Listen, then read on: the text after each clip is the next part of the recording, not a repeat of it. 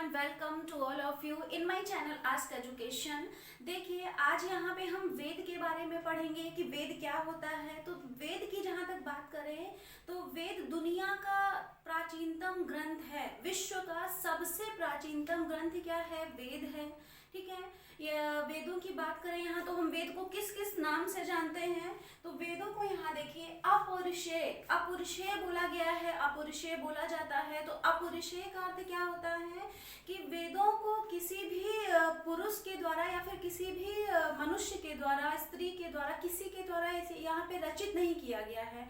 वेद ईश्वर की वाणी है।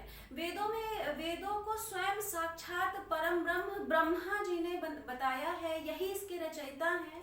किसी भी पुरुष ने वेद के बारे में जानकारी नहीं दी है, ये सिर्फ सुनाई गई। जो ईश्वर द्वारा पुरुषों को, ऋषियों को बातें बताई गई हैं, उनका संकलन किया गया है। ठीक है, वेद को त्रयी बोला जाता है।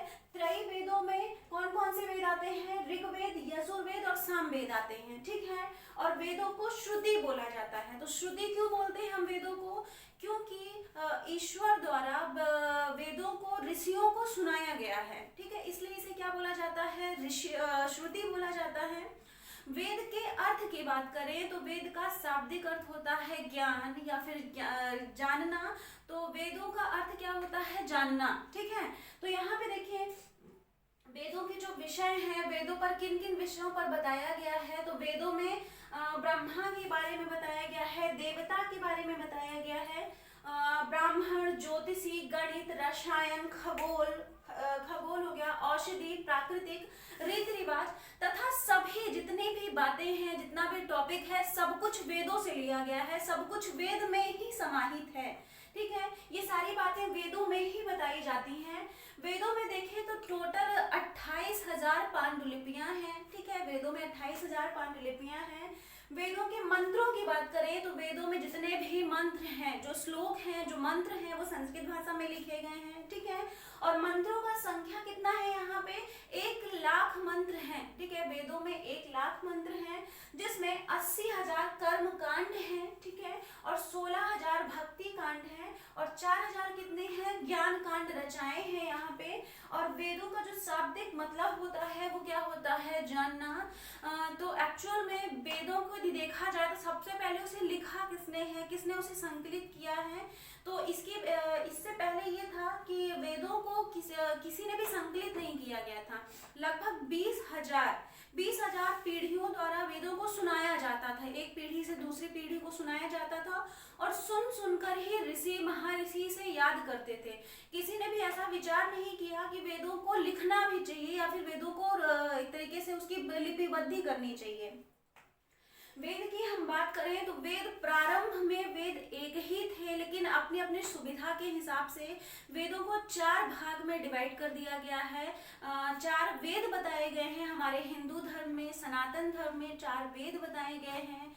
वेद दुनिया का एकदम सबसे प्राचीनतम पुस्तक है। अगर ग्रंथों की बात करें तो सबसे पुराना ग्रंथ क्या है? वेद ही है। ठीक है, तो यहाँ पे वेदों की रचना किसके द्वारा की गई है? वेदों की रचना ब्रह्मा जी के द्वारा की गई है।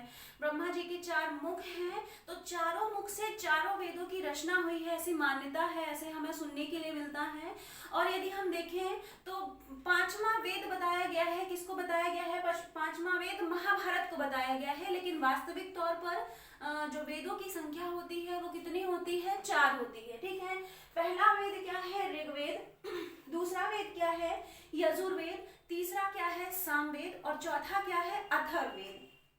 ठीक, यदि हम इसके अर्थ की बात करें कि यजुर्वेद में क्या बताया गया है, तो यजुर्वेद ऋग्वेद स्थिति, यजुर्वेद रूपांतरण, सामवेद गतिशील तथा अथर्ववेद जड़ के बारे में बताता है। ठीक है, और यदि इनके विषय की बात की जाए तो जो चारों यहाँ पर वेद हैं, तो जो हमारा ऋग्वेद है, तो ऋग्वेद में धर्म के बारे में बताया जाता है, इसलिए भी इसे धर्म शास्त्र बोला जाता है। ठीक है, ऋग्वेद में धर्म के बारे में बताया गया है, धर्म के बारे में बातें बताई गई हैं, इसलिए इस ऋग्वेद में धर्म शास्त्र की रचना की गई है। ठीक है, यजुर्वेद की बात करें तो यजुर्वेद के बारे में, यजुर्वेद में मोक्ष के बारे में बताया गया है और इस यजुर्वेद से संबंधित मोक्ष शास्त्र की रचना की गई है, इसलिए इसे मोक्ष शास्त्र भी हम बोल सकते हैं। सामवेद की बात करें तो इसमें काम के बारे में बताया गया है और यहाँ पे काम शास्त्र की रचना की गई है। अर्थ की बात करें, अथर्ववेद की बात करें तो ये शास्त्र के बारे में बताता है हमें, अर्थशास्त्र, ठीक है। तो इसमें अर्थ के बारे में बताया गया है और अर्थशास्त्र की अथर्ववेद में रचना की गई है। यदि हम इनके प्रथम शिष्य की बात करें कि ऐसा कौन सा प्रथम शिष्य है जो ऋग्वेद, यजुर्वेद, सामवेद और अथर्ववेद को एक तरीके से ग्रहण किया है, तो प्रथम शिष्य देखिए, ऋग्वेद का प्रथम शिष्य कौन है? पिमलाद। और यजुर्वेद का प्रथम शिष्य कौन है? वैशम्पायन। और सामवेद का प्रथम शिष्य कौन है? जैमिनी। और अथर्ववेद का प्रथम शिष्य कौन है? सुमंतु। एक बात बहुत ही महत्वपूर्ण है कि ये जो वेद हैं, जितने भी वेद हैं, मैंने आपको बताया कि वेदों की रचना नहीं की गई है, वेदों को किसी भी पुरुष द्वारा या फिर किसी भी स्त्री द्वारा इसकी रचना नहीं की गई है, इसको संकलन किया गया है, क्योंकि वेद एक कल्पना मात्र है, ठीक है। यदि हम वेदों को देखें तो वेद कल्पना मात्र है, वेद कोई ऐसा नहीं है कि हम एक तरीके से इसको किसी ने रचा हुआ है। जो अच्छी बातें हैं उसको बताई गई हैं वेदों में। तो वेदों को सबसे पहले संकलन किसने किया हुआ है? तो वेदों का संकलन महर्षि कृष्ण व्यास द्वैपायन ने किया हुआ है। महर्षि कृष्ण व्यास द्वैपायन ने किया हुआ है, इन्होंने इसको लिपिबद्ध किया है, ठीक है। ये कौन से, ये जो व्यास हैं, तो व्यास में आपका यहाँ पे कंफ्यूजन दूर कर दूं कि महाभारत के टाइम पर जो व्यास हैं वो महर्षि वेद व्यास हैं, लेकिन वो ये वेद व्यास नहीं है, ठीक है, ये दूसरे महर्षि हैं। तो इन्होंने वेदों का संकलन किया है, वेदों को लिपिबद्ध किया है। लेकिन बात करें वेदों को रचने की, वेदों की रचयिता की, तो वो किसने किया है? ब्रह्मा जी ने किया है। और ब्रह्मा जी को किसी ने देखा नहीं है, ये सिर्फ हिंदू धर्म में या फिर जो धर्म ग्रंथ हैं उनमें बताया गया है कि ब्रह्मा जी के 4 मुख हैं, ठीक है, 4 मुख है और चारों मुख से एक तरीके से वेदों की उत्पत्ति हुई है। प्रथम 3 ग्रंथ, ठीक है, प्रथम 3 ग्रंथ, प्रथम 3 वेद कौन से हैं? ऋग्वेद, यजुर्वेद और सामवेद है। अथर्ववेद बहुत बाद में आया हुआ है, ठीक है, किसके द्वारा?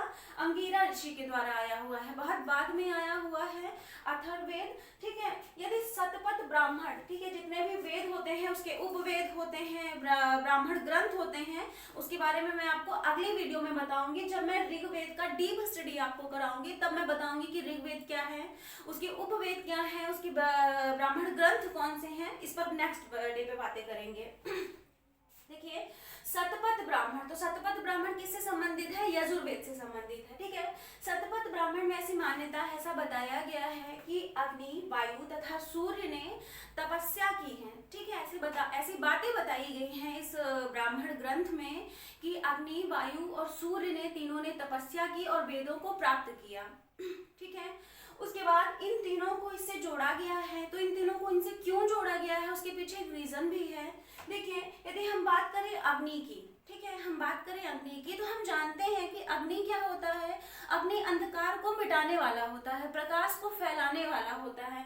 तो ऋग्वेद में धर्म से संबंधित बातें बताई गई हैं। जब हम धर्मों में जाते हैं, हम धर्म को देखते हैं, तो कहीं ना कहीं हमारे मन का जो अंधकार होता है वो दूर हो जाता है। ना केवल हिंदू धर्म में, आप किसी धर्म में भी जाइए, ठीक है, किसी धर्म में जो अच्छी बातें बताई गई हैं उनका संकलन कर लिया जाता है। हिंदू धर्म हो, मुस्लिम धर्म हो, ईसाई धर्म हो, कोई भी धर्म हो, लेकिन सबसे बड़ी बात यहाँ पे हिंदू धर्म में क्या प्लस पॉइंट हो जाता है कि जैसे मान लीजिए मैं मुस्लिम धर्म का एग्जांपल लूँ, तो मुस्लिम धर्म के स्टार्टअप के बाद आने वाले कुछ सालों के बाद उसका डिवाइडेशन हो गया है, लेकिन हिंदू ही एकमात्र ऐसा धर्म है जिसमें आज तक डिवाइडेशन नहीं हुआ है कि शिव को चाहने वाला गणेश को नहीं चाहेगा, गणेश भगवान की पूजा नहीं करेगा, वो कृष्ण भगवान की पूजा नहीं करेगा, माता लक्ष्मी को चाहने वाले दुर्गा माँ की पूजा नहीं करेंगे, नहीं, ऐसा नहीं है। ये सिर्फ और सिर्फ हमारे हिंदू धर्म में देखने के लिए मिलता है।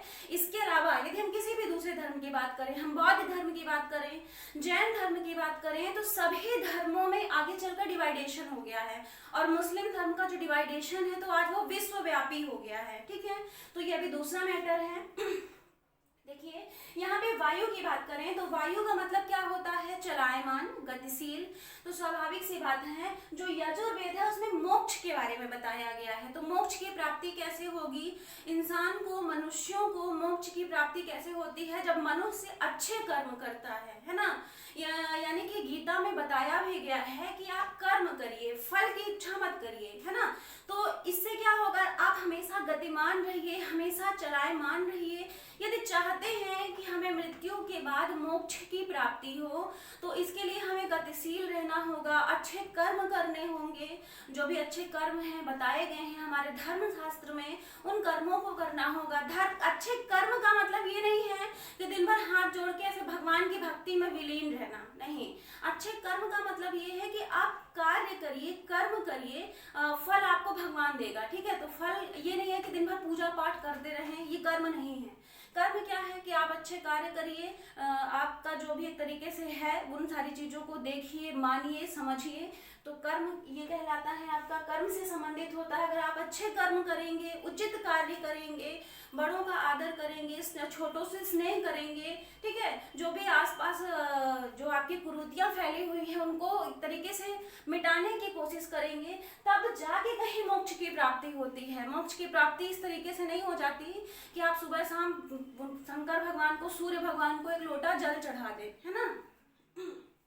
देखिए सूर्य, तो सूर्य की बात किसमें की गई है, सामवेद में की गई है। तो सूर्य का मतलब क्या होता है, सूर्य का मतलब क्या होता है, सूर्य सबसे तेज है, ठीक है। सूर्य का मतलब तेज है, तपस्वी है, ठीक है। तो जिसे सभी प्रणाम करते हैं, हम सभी सूर्य को प्रणाम करते हैं। यदि हम साइंटिफिक देखें, वैज्ञानिक तौर पर देखें, तो भी सूर्य कहीं ना कहीं हमारे लिए यूजेबल होता है, उपयोगी होता है। इसकी यूटिलिटी बहुत ज्यादा है, ठीक है। एनर्जी स्टोर हम कर सकते हैं, वो दूसरी बात हो जाती है साइंटिफिक में। लेकिन हम अध्यात्म में देखें तो सूर्य भगवान को सभी प्रणाम करते हैं, ठीक है। ये पूजनीय है, सूर्य देवता पूजनीय है, इनकी उपासना की जाती है, जिससे ही काम शास्त्र होता है, ठीक है।